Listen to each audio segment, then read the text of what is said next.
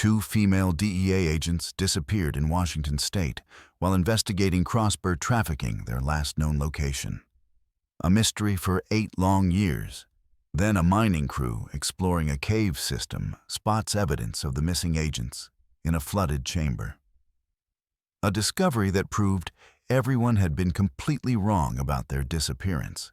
The shrill ringtone pierced through Marcus Rivera's sleep at exactly 8:00 a.m., dragging him from dreams that had grown increasingly restless over the past 8 years. His hand fumbled across the nightstand in his Seattle apartment, knocking over a half-empty water glass before finding his phone.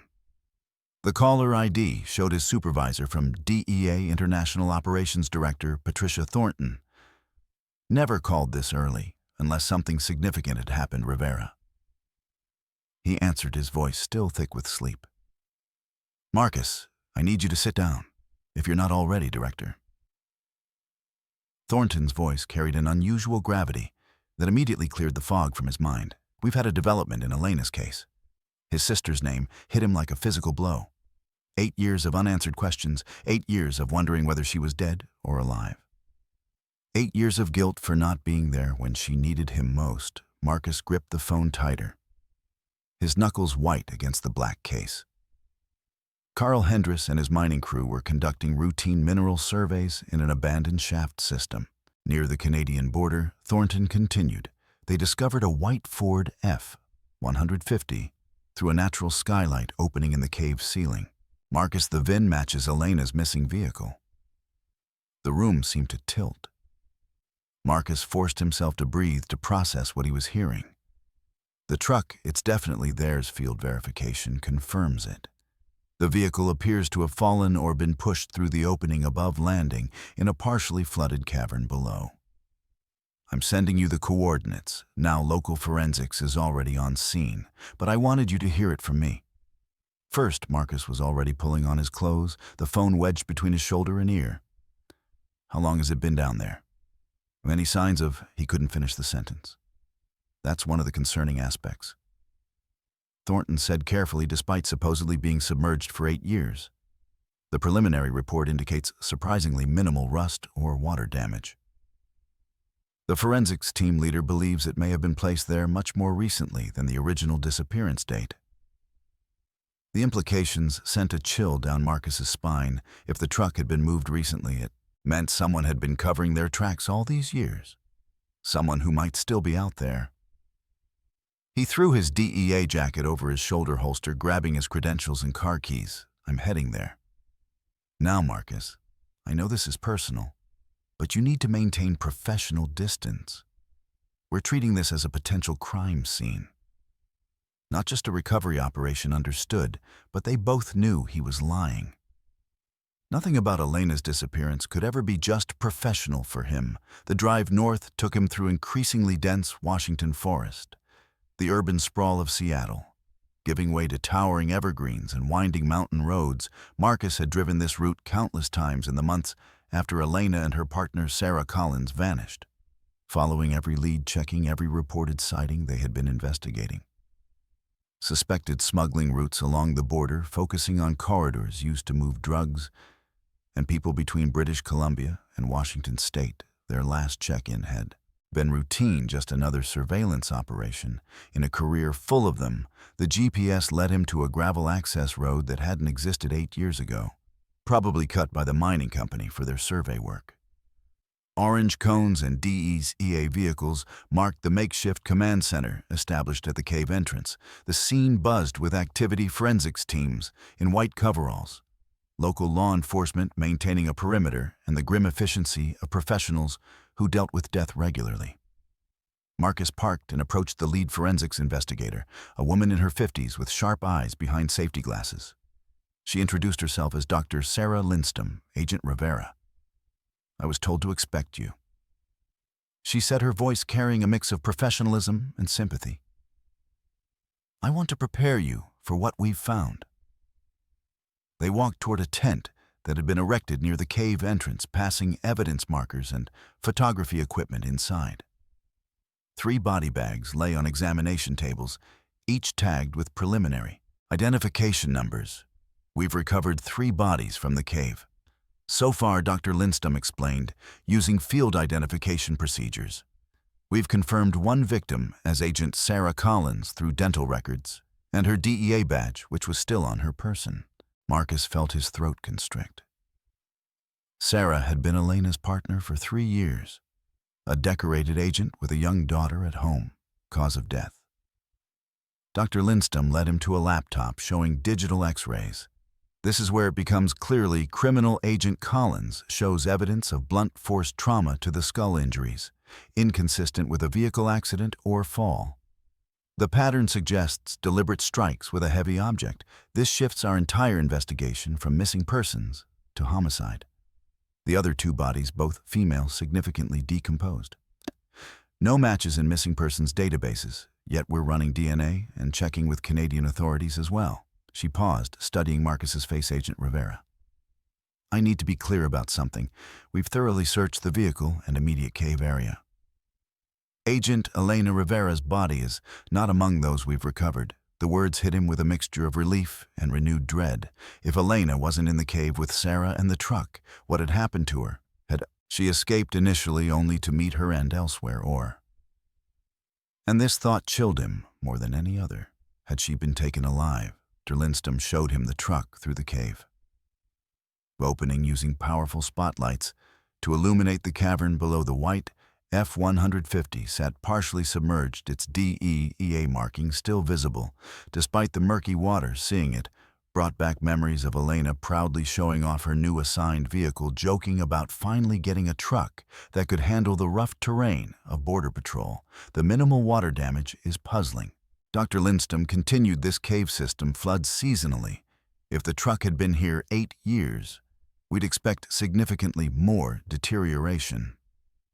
Our preliminary assessment suggests it's been here 6 months, at most. Marcus scanned the recovery manifest one more time, hoping he'd missed something, that Elena's name would appear somewhere on the list. But she remained absent, a ghost who had left behind only questions and a partner's body as evidence of violence.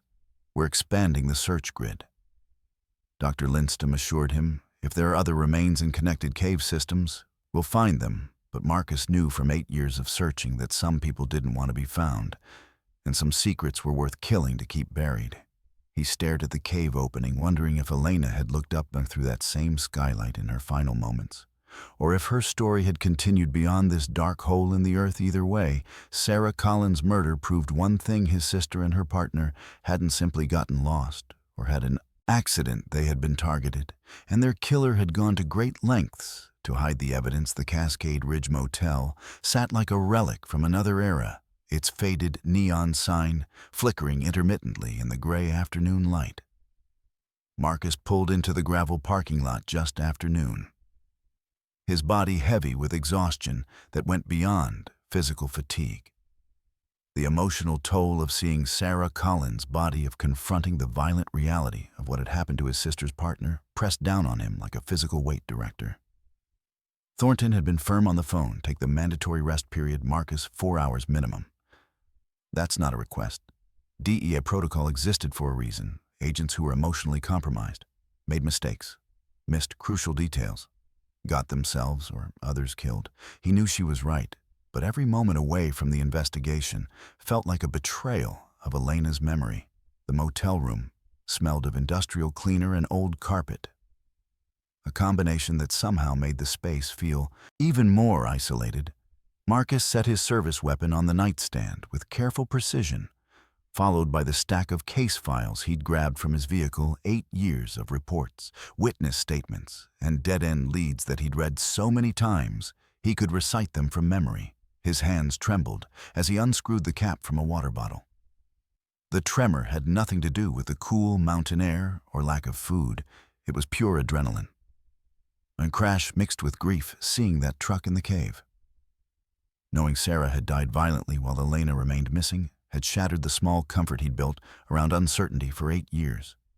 He could tell himself they might have simply disappeared, started new lives somewhere now. That delusion was impossible. He had just removed his jacket, hanging it over the chair by the window, when a firm knock interrupted his solitude. 3 measured raps, Authoritative official. Through the peephole he saw a uniformed officer, tall and broad-shouldered with graying hair, visible beneath his campaign hat. Marcus opened the door, keeping his body positioned to block view of his weapon on the nightstand. "Can I help you?" "Agent Rivera, I'm Sheriff Wade Thompson, Cascade County." The man extended a large hand, his grip firm but slightly damp. "I apologize for the intrusion, but I have a time-sensitive matter regarding your sister's case." The sheriff's uniform was crisp, his badge polished, everything about his appearance suggesting professional competence, yet something in his pale blue eyes seemed off, a nervousness that didn't match his authoritative bearing. "Come in, Sheriff." Marcus stepped aside, noting how Thompson's gaze immediately swept the room. Lingering on the case files and weapon, Thompson removed his hat, revealing a receding hairline, dark with perspiration. "Despite the cool October weather, I'll get straight to the point. I have a confidential informant who claims to have information about Agent Rivera Elena. I mean, your sister." Marcus' pulse quickened. "What kind of information?" "That's the complication." Thompson shifted his weight, his hand unconsciously moving toward his service weapon before dropping to his side. "This individual has had some negative experiences with federal agencies. They specifically requested to speak only with Elena's family member, not in any official DEA capacity. They're skittish, ready to run at the first sign of a formal investigation." "Where is this informant now?" "That's what I'm here about. They're willing to meet, but only at a location of their choosing, somewhere private, away from any potential surveillance." Thompson's phone buzzed in. He glanced at it quickly before continuing. "I know it's irregular, but given the potential value of the information," Marcus studied the sheriff carefully. "What exactly did this informant tell you? Why come forward now after 8 years? The discovery at the cave has people talking." Thompson said, his words coming faster now. "Old secrets have a way of surfacing when bodies start appearing. Look, I understand your skepticism, but I was part of the original search effort. I want answers as much as you do. I appreciate that. Sheriff, tell me what evidence was recovered today. I was only there briefly." Thompson leaned forward, his interest sharpening. "That's what I was hoping you could tell me. My department's been kept out of the loop federal jurisdiction. In all, were all 3 bodies identified, any personal effects recovered. 2 of the victims remain unidentified. Sarah Collins was confirmed through dental records and the vehicle Thompson pressed. I heard something about it being surprisingly well preserved. The forensics team must have mentioned their timeline estimates. Warning bells rang in Marcus's mind. The sheriff's questions were too specific, too focused on evidence details rather than the victims. They're still processing the scene. "Why do you ask?" "Just trying to understand the full picture." Thompson wiped his forehead with the back of his hand. "And Elena was her body among those recovered there." There was a flash of something in Thompson's eyes. When Marcus shook his head, relief, it appeared and vanished so quickly, Marcus almost doubted he'd seen it. No, Elena wasn't in the cave. Marcus kept his voice neutral, watching the sheriff's reaction. "That's..." Thompson paused, visibly collecting himself. "Well, that leaves hope she might have survived the initial incident. All the more reason to meet with my informant. Tell me, Sheriff, will the forensics team be expanding their search, bringing in additional resources like ground-penetrating radar?" Thompson's response came too quickly, too detailed, standard. "Procedure would involve systematic grid expansion, cadavered dogs, GPR units for the surrounding area. The DEA will probably request thermal imaging drones, check nearby water sources, examine game trails for evidence of remains being moved by animals. They'll want to search at least a 5 m radius from the primary scene." Marcus nodded slowly.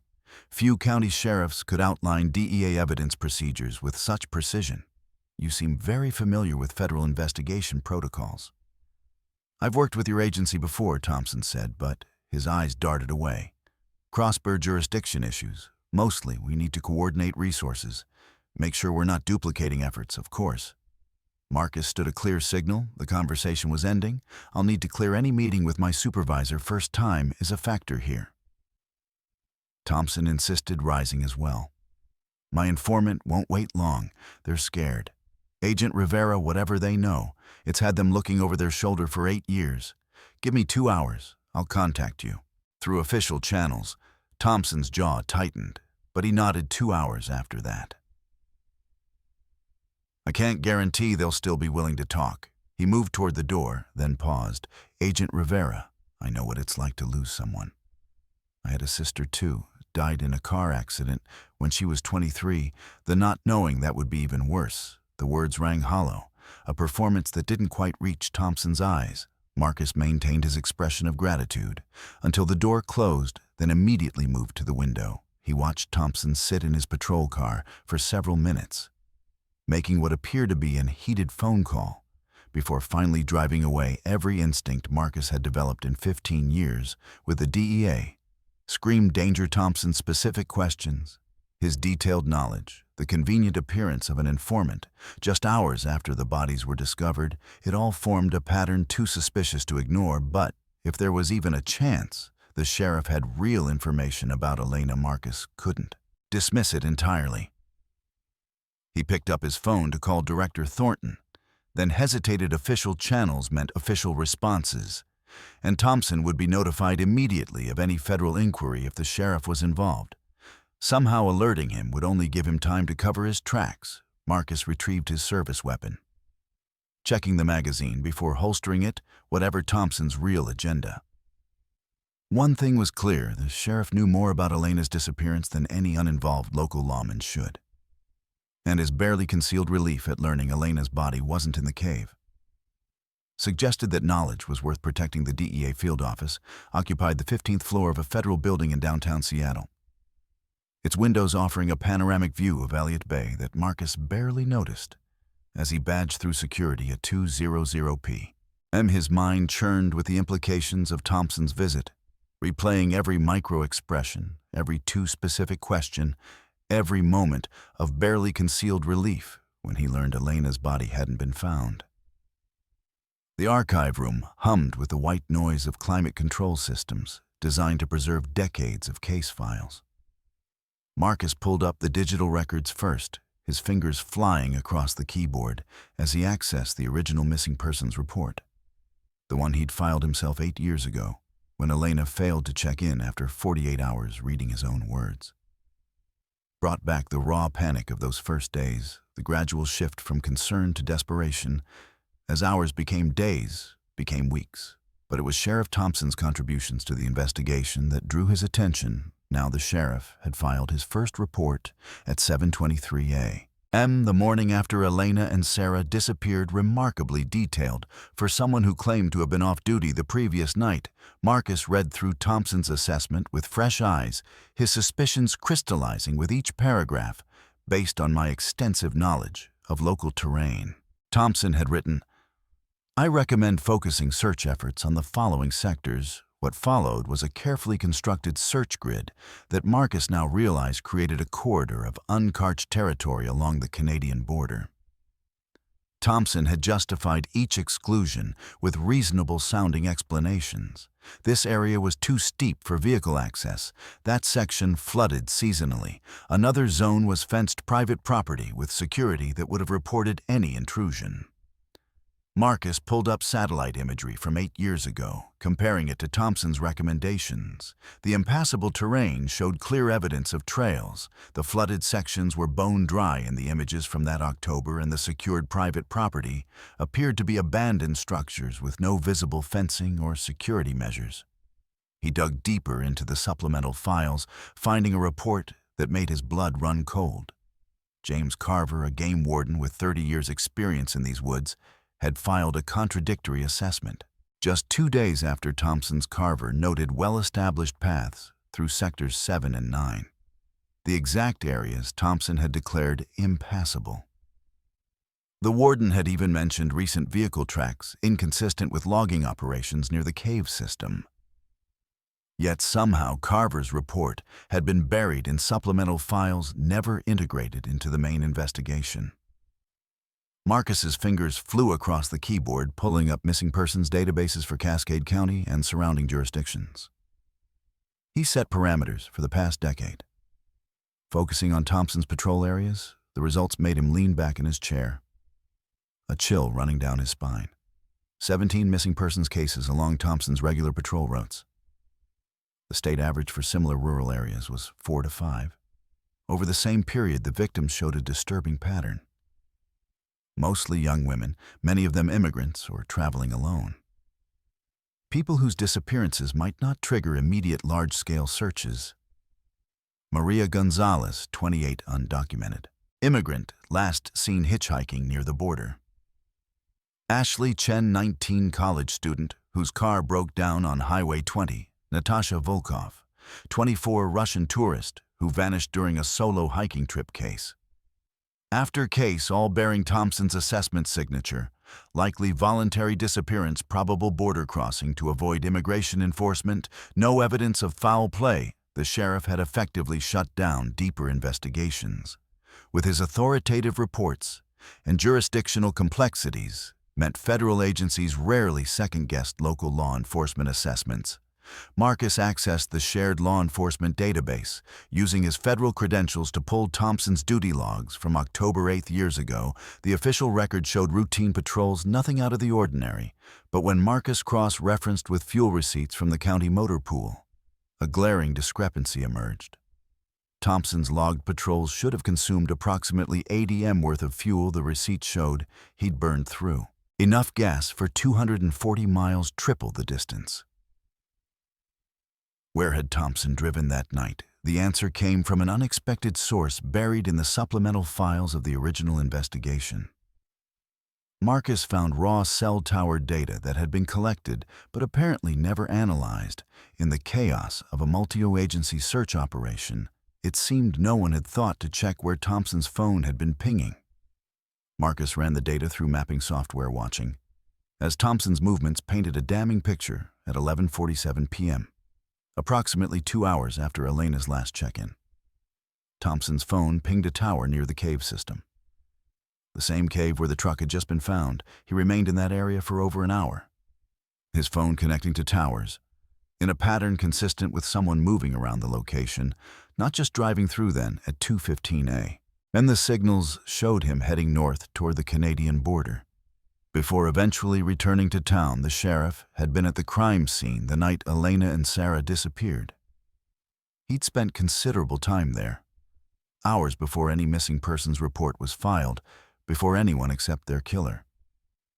Should have known something was wrong. Marcus felt the weight of the evidence settling on his shoulders. A corrupt sheriff, strategically positioned to facilitate smuggling operations, systematically covering up disappearances, quite possibly involved in the murder of 2 federal agents. But knowing and proving were different things, especially when accusing a fellow law enforcement officer. He understood with crystal clarity why he couldn't report this through official channels. Yet the law enforcement community was tightly interconnected. Any inquiry into Thompson would trigger immediate alerts through the system. The sheriff would know within minutes that he was under investigation. Evidence would disappear, witnesses would vanish or recant, and any chance of finding out what really happened to Elena would evaporate. Marcus began methodically copying files to an encrypted external drive, financial records, showing Thompson living well beyond a county sheriff's salary, property records, indicating he owned 3 rental houses and a boat, all purchased with cash over the past 6 years. Travel records showing frequent trips to Vancouver and Seattle, always returning through remote border crossings rather than official ports of entry. The picture that emerged was of a man who'd been corrupted years ago, who'd turned his position into a profitable enterprise built on human misery. But had he graduated from facilitating smuggling to murder? Had Elena and Sarah discovered his operation, forcing him to eliminate them? Marcus saved the final files as his phone buzzed. Thompson, texting from his personal number informant, agreed to meet 500 p.m. Old Bracken Ridge Mill off Forest Road 47. Come alone, or they won't show. The location was perfect for an ambush, isolated with only one access road. No cell coverage. If Thompson wanted to eliminate a federal agent who was getting too close to the truth, he couldn't have chosen better. But it was also exactly the kind of place where Elena might have been held, might have died, might still be waiting to be found. Marcus closed the files and pocketed the encrypted drive. He had 4 pieces of damning evidence. Thompson's presence at the crime scene, his systematic misdirection of search efforts, the pattern of disappearances in his jurisdiction, and his inexplicable wealth. It wasn't enough for a conviction, maybe not even for an arrest, but it was enough to know he was dealing with a killer. The question now was whether he could use that knowledge to find Elena without becoming Thompson's next victim. The paperwork at the DEA motor pool took less than 5 minutes, but to Marcus every second felt like an eternity. He selected a gray Honda Accord with tinted windows and civilian plates, the kind of vehicle that would blend into traffic without drawing a second glance. His hands remained steady as he signed the checkout form. But his mind raced with the implications of what he discovered in the archives. At 3:25 p.m., Marcus positioned himself across from the Cascade County Sheriff's Office engine, running air conditioning on low to prevent the windows from fogging. He'd changed into civilian clothes, jeans, a mariner's jacket, and a baseball cap that shadowed his face. The encrypted drive with Thompson's files sat in his inner pocket, a digital insurance policy he hoped he wouldn't need. Thompson emerged from the building at 3:32 p.m. His body language different from the nervous energy he displayed at the motel. Now he moved with purpose, scanning the parking lot with the practice sweep of someone who expected surveillance. Marcus let 2 cars pull out before following, maintaining a 3-vehicle buffer. As they navigated through town, the sheriff's patrol car turned north onto Highway 20, then quickly diverged onto a series of increasingly remote logging roads. Marcus's suspicions solidified as Thompson executed a textbook surveillance detection route. Unnecessary turns, speed variations, pulling to the shoulder to force following vehicles to pass twice. Marcus had to take parallel roads, using his knowledge of the terrain to predict Thompson's route and reacquire visual contact. The dance continued for 20 minutes, Thompson's patrol car kicking up dust clouds on the gravel roads that forced Marcus to hang back even further. The sheriff was heading toward the Canadian border into the same wilderness where Elena and Sarah had vanished. Dense stands of Douglas fir and western hemlock pressed close to the road, their shadows creating a premature twilight. Beneath the canopy, Thompson finally turned onto a rooted access road, marked only by a rusted chain that had been recently cut. Marcus couldn't follow without being spotted, so he continued past, finding a concealed turnout.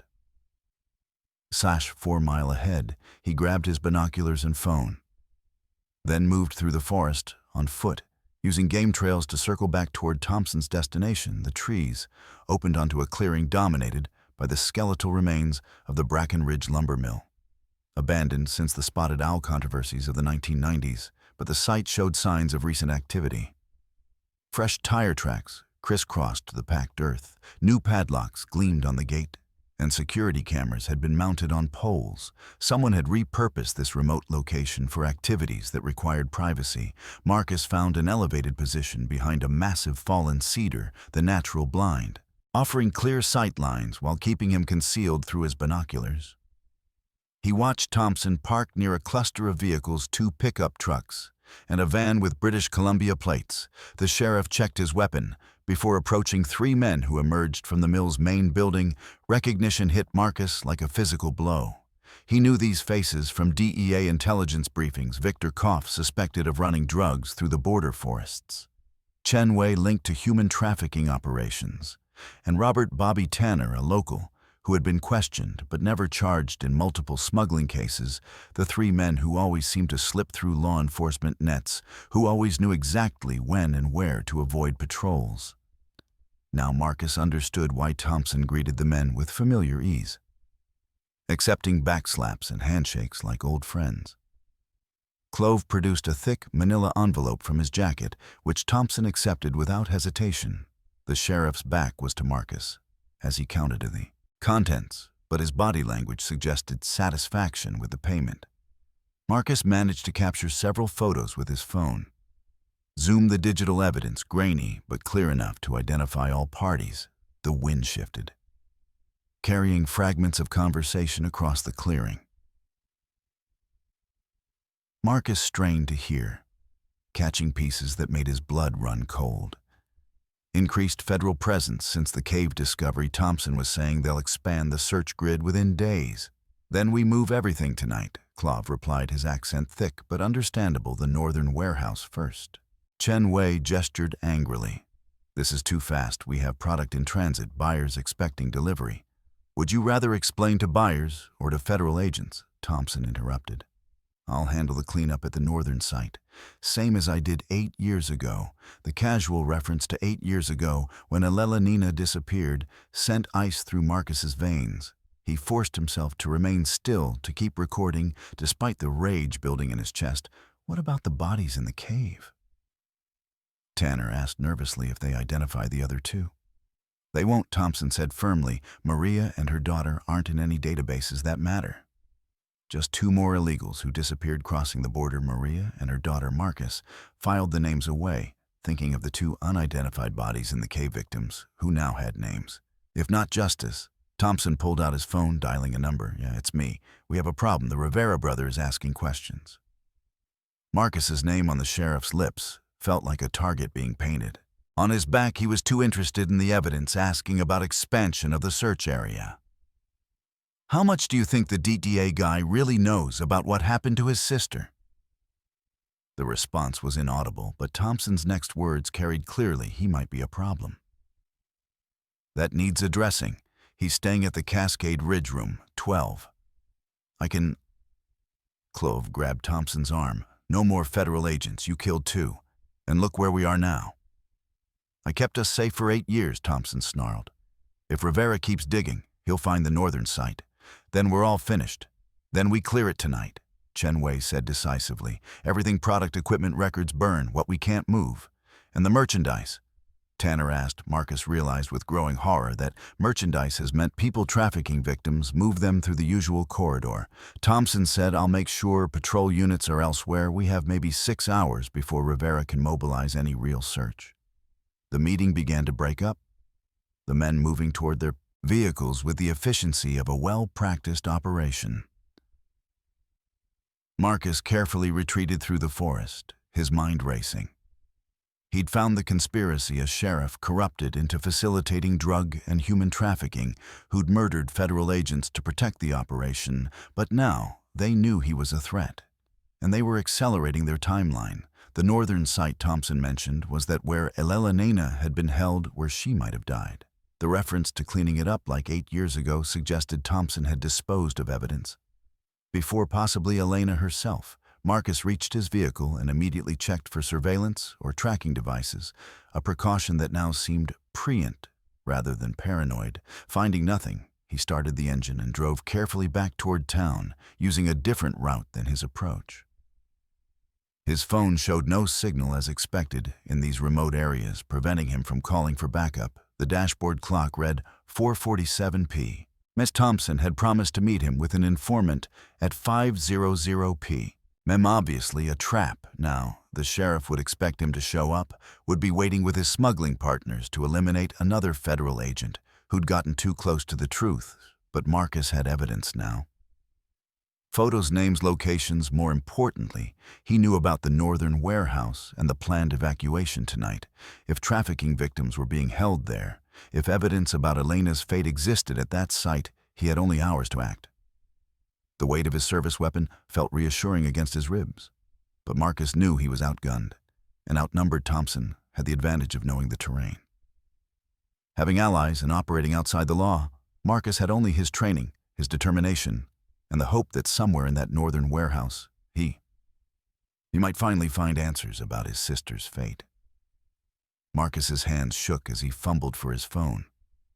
Still processing what he'd witnessed at the lumber mill, Agent David Chen answered on the second ring, his voice immediately sharpening at Marcus's tone. David, I need backup at my location. Full tactical team, highest priority. Marcus, what's your situation, Sheriff? Wade Thompson is dirty. I've got photographic evidence of him meeting with known smugglers taking payoffs. They mentioned Elena. David, they're planning to clear out a warehouse tonight, moving trafficking victims. Jesus Christ. Where are you exactly? Marcus rattled off his GPS coordinates, adding, I'm about 40 miles northeast of Cascade Ridge, near the old Bracken Ridge Mill. Thompson's still on site with 3 suspects, Victor Koff, Chen Wei, and Robert Tanner. I know those names, we've been after them for years. Chen's voice carried the weight of understanding. I can mobilize a team. But Marcus, you're in the middle of nowhere. It'll take at least an hour to reach you, maybe more an hour. Marcus's heart sank in. In an hour, evidence could be destroyed. Victims moved and any trace of Elena's fate erased forever. That's pushing it hard. I'll scramble everyone available. But Chen paused. Marcus, do not engage alone. You're outnumbered and outgunned through his binoculars. Marcus watched Thompson stride urgently toward his patrol vehicle. The sheriff's entire demeanor had changed, gone. Was the calculated calm from the meeting now? He moved with barely controlled panic, yanking open a concealed compartment behind the rear seat of his cruiser. David, he's on the move. Thompson's pulling items from a hidden compartment. Marcus focused the binoculars, his breath catching as he cataloged what Thompson was extracting. Stacks of documents went into a duffel bag, followed by what looked like bundles of cash wrapped in plastic. Then came the weapons, a tactical shotgun, and what appeared to be an AR-15, both non-standard for a county sheriff. He's got an exit strategy prepared. Marcus reported documents, cash, heavy weapons. This isn't spontaneous. He's had a bug-out bag ready, which means he always knew this day might come, Chen said grimly. Marcus, fall back. Wait for the team. But even as Chen spoke, Thompson's phone rang through the binoculars. Marcus watched the sheriff's face contort with rage. Thompson gestured wildly, shouting something inaudible, then slammed his phone against the patrol car's hood. Whatever news he'd received had shattered his composure entirely. Thompson threw the duffel bag into his vehicle and peeled out gravel, spraying as he accelerated down a Forest Service road leading deeper into the wilderness. He's running, Marcus said, already moving toward his Honda heading north on a service road deeper into the forest. Marcus, don't, David. He mentioned cleaning up a northern site like he did 8 years ago. He knows where Elena is. This might be my only chance. God damn it, Chen's frustration carried clearly through the phone. Keep your phone on. I'll track your GPS. As long as you have signal, the team will follow your trail. Marcus started the Honda, pulling onto the service road at a distance that would keep Thompson's dust cloud visible without revealing his pursuit. The sheriff was driving recklessly, taking curves at dangerous speeds, his patrol car's heavier frame swaying dangerously on the gravel surface. The route felt familiar. And Marcus realized why Thompson was following the old smuggling trails he'd studied in the case files, paths that predated modern roads and led to remote border crossings. These were the same routes Elena and Sarah had been investigating 8 years ago. He's heading toward the sectors he marked as impassable during the original search. Marcus reported to Chen the areas. He steered us away from those bastards. Chen muttered, update me every few minutes while you have signal. But as they climbed higher into the mountains, Marcus watched his phone signal bars drop one by one. The dense forest and mountainous terrain created dead zones that modern technology couldn't penetrate. He managed one final update before losing connection entirely. David, I'm on Forest Road 347, heading north toward grid reference. He rattled off the coordinates he'd memorized from the old search maps. These are the areas Thompson declared thoroughly searched. If you lose me, start here. Marcus. Chen's voice crackled and died as the signal vanished, now truly alone. Marcus continued his pursuit as the sun sank lower, painting the forest in deep oranges and shadows. Thompson's driving had become even more erratic, his patrol car fishtailing on loose gravel branches, scraping against its sides as he barely stayed on the narrow road. After another 15 minutes of winding through increasingly dense forest, Thompson's brake lights flared ahead. Marcus immediately killed his headlights, coasting to a stop behind a thick stand of pines. He grabbed his tactical flashlight and extra magazines, checking his service weapon one more time before exiting the vehicle. The forest felt alive with small sounds. Whined through pine needles, distant bird calls, the crack of cooling metal from Thompson's engine. Marcus moved carefully through the underbrush, using skills honed in DEA tactical training. To remain silent on the forest floor, the trees opened into a small clearing barely visible in the fading twilight. Thompson's patrol car sat a skew driver's door open, interior light creating a small pool of illumination. The sheriff himself stood 20 feet away, was at a patch of ground that looked different from the surrounding forest floor. The earth was slightly depressed, vegetation younger and sparser than the established growth around it. Thompson had retrieved a shovel from his trunk and was digging frantically, throwing soil aside with desperate energy, his voice carried in the still air. A stream of panicked muttering should have moved her. Years ago knew this would happen. Can't let them find this site. Evidence still here, stupid to keep it so close. Marcus felt his heart constrict. Her Thompson was digging up Elena's grave. Drawing his Glock, Marcus stepped into the clearing, dropped the shovel. Thompson hands where I can see them. The sheriff spun his hand, moving toward his holstered weapon. Marcus had already anticipated the move. His weapon-trained center mass don't. Marcus warned, it's over, Wade. Drop the shovel and step away from the grave. Thompson's face was store with sweat and dirt, his eyes wild in the dying light, but instead of complying, he laughed a broken sound that held no humor. The grave? You think this is her grave? Thompson shook his head. Jesus, Rivera, you really don't understand what your sister stumbled into. Then explain it to me. Marcus kept his weapon steady despite the tremor in his voice. Tell me what happened to Elena Thompson. Let the shovel fall, but kept his hand near his weapon. She was supposed to be routine surveillance. Just another federal agent checking smuggling routes, filing reports. No one would read but Elena. She was too good at her job. Too persistent, keep talking. Marcus could feel the weight of the moment, knowing he was finally about to learn the truth. She found the transfer point by accident. We were moving a shipment, drugs. And girls, the usual run. Sarah Collins tried to call it in, immediately went for her radio. Thompson's voice turned cold. Clove shot her before she could say a word. Clean shot, too. The head, she died instantly. And Elena was smarter. She tried to retreat to get back to their vehicle. But we couldn't let her go. Not after what she'd seen. The operation was too valuable. Millions in drugs. Dozens of girls moved through our corridor every year. Thompson wiped sweat from his forehead with a dirty hand. The bosses wanted her alive. They needed to know what the DEA knew, who else was investigating, how much time we had, before more agents came. Marcus's grip on his weapon tightened. You tortured her for 2 months. Thompson's admission came out flat, matter of fact. Kept her in a shipping container we'd converted into cells for the difficult merchandise the bosses brought. In a specialist, someone who knew how to break people without killing them. But your sister, he shook his head with something almost like admiration. Elena was tougher than anyone expected. Tell me everything, Marcus's voice cracked. She deserves to have her story told. Thompson glanced at the hole he'd been digging then. Back at Marcus, she escaped twice. First time she made it almost a mile through the forest before the dogs caught her left. Scratches on trees tried to create a trail. We had to move the entire operation after that. Couldn't risk her markers being found. The sheriff's hand inched toward his weapon as he continued second time. She actually managed to hide evidence, photos, documents. She'd stolen a bloody piece of her shirt with a note, buried it all in a cache. She marked. That's what I'm digging up, not her body, but her final you to us. If the feds expand their search grid, they'll find it eventually. Where is she?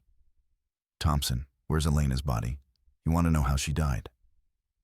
Thompson's desperation morphed into cruelty when she finally broke after weeks of interrogation. You know what information she gave us? Badge numbers from 5 years ago, outdated radio frequencies, patrol schedules that had changed 3 times since her capture.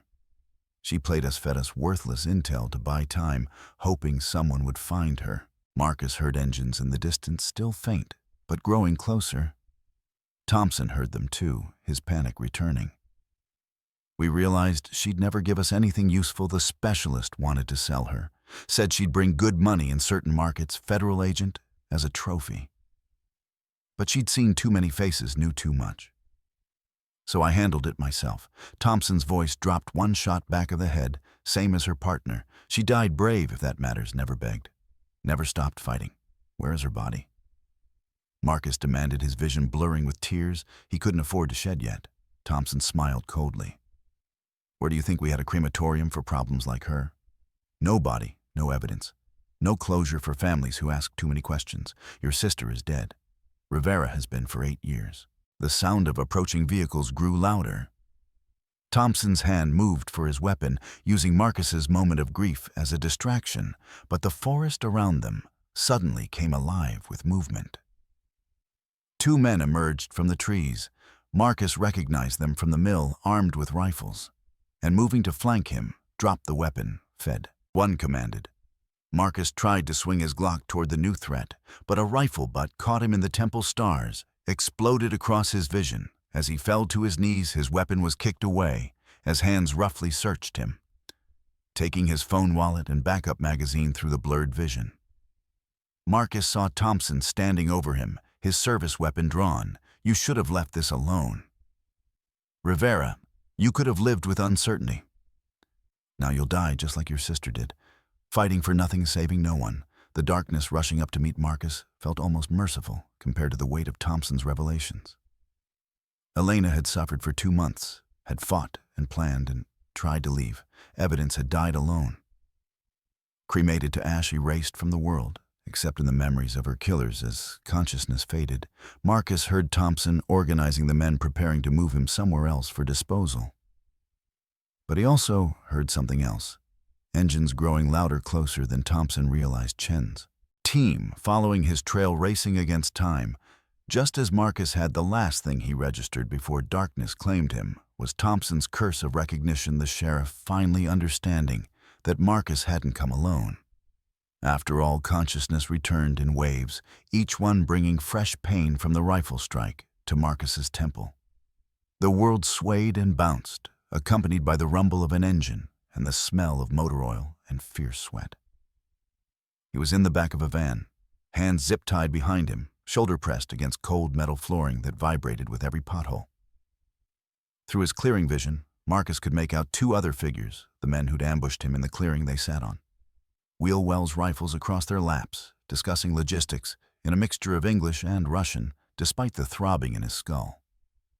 Marcus forced himself to focus, to observe, to remember. His DEA training kicked in. Even through the pain, memorize everything. Survive now, testify later. The van took a sharp left turn, and through the windshield, Marcus glimpsed a rusted water tower, its faded letters reading Cascade Lumber Company. Another turn revealed a bridge over a creek, the old wooden structure groaning under the van's weight. 20 minutes of careful observation gave him a mental map of landmarks. A burned-out gas station, a distinctive rock formation, a cell tower on a distant ridge, breadcrumbs that might lead rescuers to him, assuming he lived long enough to share them. The warehouse complex materialized from the forest, like a cancer of corrugated metal and broken concrete. What had once been a thriving lumber processing facility now served a darker purpose. Fresh tire tracks crisscrossed older ones, and the dirt security cameras on new posts covered every approach. The windows were painted black from the inside, and Marcus noticed air conditioning units, unusual for an abandoned building, but necessary for storing certain drugs and keeping human cargo from suffocating. They dragged him from the van, his legs unsteady from the head injury. The main warehouse door opened to reveal a scene from Marcus's worst nightmares. The acrid stench hit first: human waste, unwashed bodies, fierce sweat, and something chemical underneath it all. Industrial lighting illuminated a space divided by chain-link fencing into makeshift cells. Each cage held multiple victims, mostly young women and teenage girls, some barely older than children. They huddled together on thin mattresses, many showing bruises, torn clothing, the hollow-eyed look of those who'd learned that screaming brought only punishment. Madre Dios, one girl whispered, pressing against the fencing as they dragged Marcus past. Others shrank back, conditioned to fear any new arrival as a potential customer or tormentor. Along the far wall, Marcus counted at least 50 kilos of what looked like heroin in vacuum-sealed packages, plus boxes marked with pharmaceutical symbols that likely contained fentanyl. A sophisticated drug packaging station occupied one corner, complete with industrial presses and scales. This wasn't just human trafficking. It was a full-spee criminal enterprise where human beings were just another commodity to be bought, sold, and discarded. Thompson was already there, engaged in heated discussion with a man Marcus recognized as Victor Clove. The Russian gestured angrily at Marcus, his accented English carrying across the warehouse. "This is insane, Thompson. A federal agent, you bring federal agent here. We had no choice." Thompson shot back. He was at the burial site. He knows about Elena Rivera, about the whole operation. "Then we kill him. Now dump body across border. Let Canadians deal with it." "Wait." A new voice interrupted. Cheney emerged from an office area, his expression calculating. "First, we find out what he knows who he told. If DEA team is coming, we need to know how much time we have." Marcus was shoved into a reinforced storage room, little more than a closet with a heavy door. His phone, weapon badge, and wallet were stripped away, tossed carelessly onto a desk outside. They left his hands zip-tied, apparently confident that the door and guard would be sufficient through the door's small window. Marcus could see them arguing. Thompson wanted to execute him immediately and flee. Clove worried about their merchandise. Moving dozens of victims across the border would take hours. Chenwei seemed focused on extracting information, mentioning something about enhanced interrogation that made Marcus's blood run cold. The guard they posted outside looked barely 20, nervous sweat beading his forehead as he clutched an AK-47 knockoff. Marcus watched him through the window, noting how he kept checking his phone, how his attention wandered to the activity in the main warehouse, where others were preparing vehicles, and victims for transport. Time was critical. Chen's team would reach the burial site, find Thompson's abandoned car, and signs of struggle, but without GPS coordinates. They'd have to search dozens of possible locations. The young guard stepped away, called to help load victims into a transport truck. This was Marcus's chance. The storage room had metal shelving units, and Marcus found what he needed: a bracket with a sharp edge where the paint had chipped away. He worked his zip ties against it, feeling plastic bite into his wrists, blood making his hands slippery. The pain was excruciating but necessary. After 5 minutes of sawing, the ties finally parted. Marcus quickly scanned the room for weapons, but found only cleaning supplies and old paperwork. Through the window, he could see the guard's jacket hanging on a chair, his phone visible in the pocket. The main warehouse bustled with activity as traffickers prepared for evacuation, their attention focused on logistics rather than their prisoner moving silently. Marcus eased the door open. The jacket was 3 feet away. He grabbed the phone, powered it on, and dialed Chen's number from memory. 1 ring 2. The guard was returning, talking to another trafficker. "Chen." The familiar voice answered. "Warehouse trafficking victims, GPS on this phone." Marcus whispered urgently, hearing footsteps approaching, multiple hostages, heavy weapons. The guard rounded the corner, his eyes widening in shock at seeing Marcus free with his phone. Training took over. Marcus grabbed a metal pipe from the shelving unit and swung hard, catching the young man across the temple. The guard crumpled his weapon, clattering on concrete. Marcus snatched the AK-47. Checking the magazine, full safety off. Amateur hour. He could hear shouting from the main warehouse, someone calling for the guard through the doorway. He could see traffickers herding victims toward transport vehicles, preparing to execute their evacuation plan. The math was brutal. 1 federal agent with a borrowed weapon against at least 6 armed traffickers, with dozens of innocent lives in the balance. But Marcus also heard something else, distant but growing closer: engines. Multiple vehicles approaching fast without sirens. Chen's tactical team running dark and silent. A trafficker appeared in the doorway, reaching for his sidearm. Marcus fired a controlled burst, dropping him before ducking back. Into cover, the warehouse erupted in shouts and movement. "Federal agent," Marcus yelled, "drop your weapons."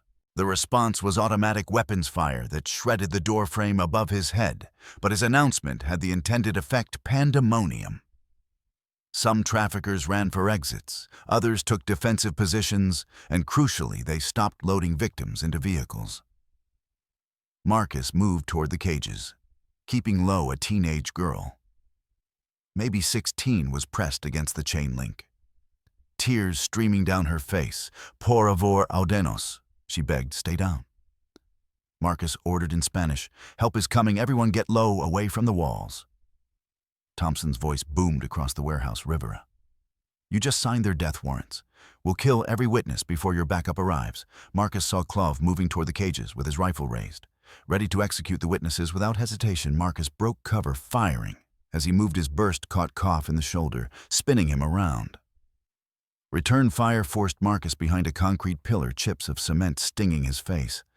The warehouse's main door exploded inward. DEA Federal agents, the tactical team poured in. Weapons trained, moving with practiced precision, the traffickers caught between Marcus and the team made desperate choices. Some surrendered, immediately dropping weapons and raising hands. Others chose to fight the air filled with cordite and thunder. Marcus stayed low, trying to cover the victim's area. He saw Cheney attempting to flank the tactical team and fired, forcing him back. Then, burning pain lanced through Marcus's left arm, a through and through that spun him sideways through the chaos. He saw a trafficker raising his weapon toward the cages, toward a young girl who couldn't have been more than 14. Without thinking, Marcus threw himself forward, shielding her with his body. As the weapon fired, he felt the impact in his vest. Bruising ribs, but stopping penetration, clear suspect down. Medic, the tactical team's calls indicated the fight was ending. Marcus stayed positioned over the girl until he heard Chen's voice directly above him. "Kalbur Jesus, Marcus, you're hit the victims," Marcus gasped, rolling aside.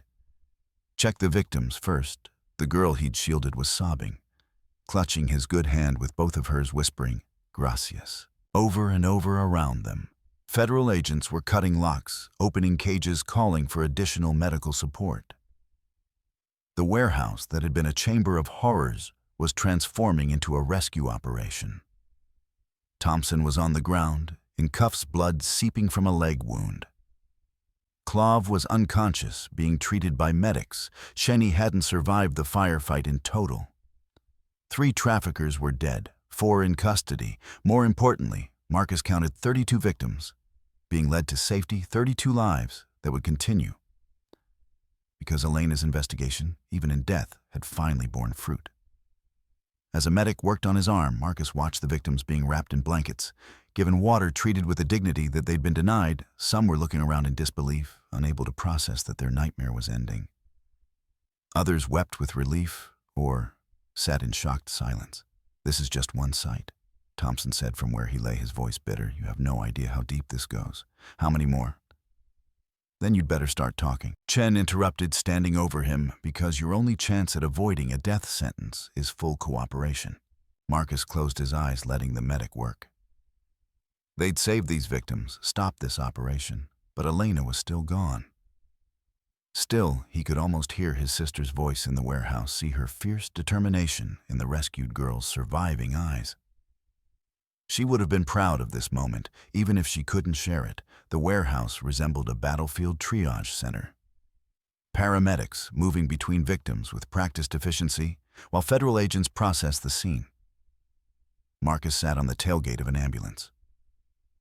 Grimacing as a medic cleaned and bandaged his arm wound, the bullet had passed clean through the tricep. Painful but not debilitating around him, rescued victims were being treated. Interviewed, comforted, some would be reunited with families who'd given up hope. Others had no one to return to their lives, forever altered by the horror they'd endured. "Sir, we really need to transport you for proper treatment," the paramedic insisted, preparing an IV line. "You've lost blood, possible concussion from the head trauma." "No." Marcus's voice came out raw, broken. "Not yet." Chen approached, understanding written on his face. He'd coordinated enough operations to recognize when an agent needed closure more than medical care. The forensics team is mobilizing to return to the burial site. Dr. Lindstrom is already en route with ground-penetrating radar. Thompson said she wasn't there. Said they cremated her. The words tasted like ash in Marcus's mouth. "Thompson says a lot of things," Chen replied gently, but he was digging for something. "Let's find out what." The paramedic looked between them. Frustration evident, Chen negotiated a compromise. Field medics would accompany them, Marcus would accept basic treatment during transport, and he'd submit to full examination after the site investigation. It wasn't ideal, but it was better than watching Marcus try to drive himself with one functioning arm and a concussion. The convoy moved through the darkness, tactical vehicles, forensics vans, ambulances carrying the most traumatized victims to hospitals Thompson rode in an armored transport. His leg wound treated his rights read. His career and freedom conclusively ended. 2 other surviving traffickers were separated into different vehicles to prevent coordination of stories. Marcus rode with Chen, a medic, monitoring his vitals, while he stared out at the dark forest. Every mile brought them closer to answers he both craved and dreaded. The clearing looked different in the harsh illumination of portable spotlights. Thompson's patrol car remained where he'd abandoned it, the half-dug hole, a dark wound in the earth. Dr. Lindstrom was already directing the setup of equipment, her team moving with careful precision. Agent Rivera, you should be in a hospital after, Marcus said simply, and please. She nodded, understanding the weight of the moment we're detecting. Metallic objects approximately 4 feet down, consistent with tactical gear. The soil disturbance pattern suggests burial approximately 8 years ago. Not cremated, not destroyed. Thompson had lied about that final detail. Perhaps the only mercy in a night of revelations. Marcus watched, supported by Chen, as the forensics team began careful excavation, layer by layer. The Earth gave up its secrets. The first discovery was a tactical vest. DEA letters, still visible despite years underground. Then, with infinite care, the remains of Special Agent Elena Rivera were revealed to the night air. Marcus fell to his knees beside the grave, his injured arm, forgotten tears flowing freely as he looked upon what remained of his sister Elena. He whispered, reaching out with his good hand, but not quite touching. I'm sorry it took so long. I'm so sorry. Dr. Lindstrom crouched beside him.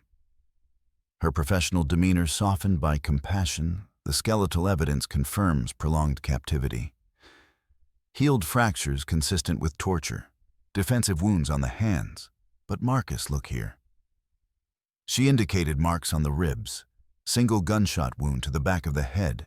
It would have been instantaneous. A small mercy in an ocean of cruelty. When they finally decided to kill her, at least it had been quick. Chen's phone buzzed. Thompson's talking, says he wants to make a deal. No deals, Marcus said harshly. He's offering locations of other burial sites, names of corrupted officials, the full network. The prosecutor will make that call.